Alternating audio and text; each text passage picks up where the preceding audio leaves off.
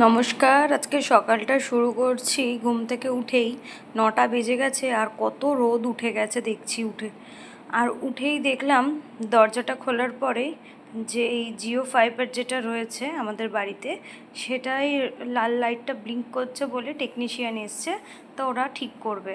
তারপরে ফ্রেশ হয়ে নিচে গেলাম, গিয়ে খেলাম একটু মিল্কশেক আর কিছু ড্রাই ফ্রুট। আর খেতে খেতে আজকে কি করা যায় সেগুলো নিয়ে ভাবছিলাম। আজকে যেহেতু আমি অফিস যাব না, সেই জন্য ঘরেরই কিছু কাজ করব। তো কিছু কাজ বলতে বিছানাটা ভালো করে গোছানো, একটু ঘরদোরগুলো পরিষ্কার করা, এগুলো করতে করতে আমি কিন্তু গানও শুনছিলাম। আর গান শুনতে শুনতে খুব তাড়াতাড়ি বিছানাটা ভালো করে গুছিয়ে নিচ্ছিলাম। যদিও এত বড় বিছানা আমি একা পারি না করতে, তাও কিন্তু আমার হাজব্যান্ডও হেল্প করে, শাশুড়ি মাও কিন্তু হেল্প করে, ওনারাই করে, আমি কিন্তু মাঝে মধ্যে করি। তো আমি কিন্তু বেশ ভালোই গুছিয়েছি। তো করার পর বাইরে এলাম ব্যালকনিতে, যে দিদি পরিষ্কার করে উনি পুছে দিয়ে তো চলে গেছে, কিন্তু দেখলাম বাইরেও কি রোদ, মানে দরজাটাই খোলা যাচ্ছে না।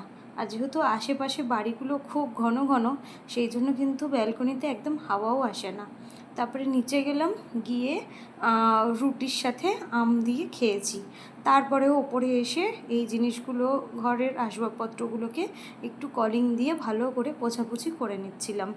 এই যতটুকু আমার হাত যায় আর কি, আসলে পুরো সব ফার্নিচারের ওপর অবধি আমার হাত পৌঁছয় না। তো সেই জন্য ছোট ছোট ফটো ফ্রেম, শোপিস, এগুলোকেও ভালো করে পরিষ্কার করছিলাম। আর এই ছোট ছোট জিনিসগুলোকেও প্রত্যেক দিন ভালো করে ঝাড়পোছ করে পরিষ্কার করা বা কলিন দিয়ে পরিষ্কার করা, এগুলো কিন্তু আমি আমার মায়ের থেকেই শিখেছি। আমার মা কিন্তু ঘরের সমস্ত, আমি তো এই একটা ঘরই পরিষ্কার করছি, যেহেতু আমাদের আর ঘরগুলো আমার শাশুড়ি মাই দেখে নেয়, তো সেই জন্য আমি ওগুলো করি না। কিন্তু আমার বাড়িতে কিন্তু আমার মা সমস্ত পুরো বাড়ির দায়িত্ব কিন্তু মা একাই সামলায়। আর মা কিন্তু এই সমস্ত আসবাবপত্র খুব ভালো করে, মাকে দেখছি ছোটোবেলা থেকে পরিষ্কার করতে।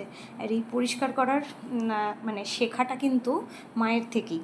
অনেকের বাড়িতেই আছে যে প্রত্যেক দিন কিন্তু আসবাবপত্র পোছাপুছি হয় না, বেশিরভাগ লোকেরই, কিন্তু আমার মা কিন্তু ঠিক সময় বার করে ঠিক পোছে। ঘর দুয়ার যেরকম পরিষ্কার রাখে, সেরকম কিন্তু আসবাবপত্রগুলো প্রত্যেক দিন ঝাড়া পোছা আমার মায়ের কাজের মধ্যেই পড়ে। তো এগুলোকে আমিও ভালো করে পরিষ্কার করছিলাম। আর করার পর কিন্তু এই যে মনে হচ্ছে যেন নিজেকেই নিজে দেখতে পাচ্ছি। এটা একটা ছোট জিনিসের ওপর আমি দেখালাম আর কি। তারপরে ঘরটাকে ভালো করে গোছানোর পর আমি একটু দরজাটা খুললাম, প্রথম থেকেই আর কি। ঘরের দরজাটা খুলে কি সুন্দর এক একজন ভিডিও বানায়, আমি সেরকমই চেষ্টা করেছি, বাট আমি তো পারিনি ওরকমভাবে ভিডিওটা করতে। যাই হোক, তো ঘরটা কিন্তু বেশ ভালো একটা ফুরফুরে হাওয়াও দিচ্ছে রোদের মধ্যে ব্যালকনি দিয়ে, আর ওপরে ফ্যানটাও চলছিল, যার জন্যই বেশ ভালো লাগছিল। আর ঘর কিন্তু গোছানো থাকলে দেখতেও যেরকম ভালো লাগে, মনটা কিন্তু ভালো হয়ে যায়। কিছুক্ষণ পর আবার কিন্তু সে যেমন মানে এখানকার জিনিস ওখান, ওখানকার জিনিস ওখান, এরকম হওয়ার সে তো হয়েই যাবেই সন্ধেবেলার মধ্যেই। কিন্তু যখন প্রথম গোছানো হয় তখন কিন্তু বেশ ভালো লাগে। আর এখন কিন্তু প্রায় 11:30 মতো বাজে, আর রোদের তেজ কি ভীষণ গরম। এরপরে যাব আমি স্নান করতে। স্নান করে এসে এই যে স্নান করে নিয়েছি, আর একটা নতুন নাইটিও পরেছি। অ্যাকচুয়ালি আমি নাইটি পরি না, এটা ফ্রকের মতো কালকে আমি কিনে এনেছি, দেখতে সুন্দর লাগছিল বলে এটা পরেছি। পরে এই আপাতত এইটুকুই ভিডিওটা বানালাম। কেমন লাগলো জানাবেন।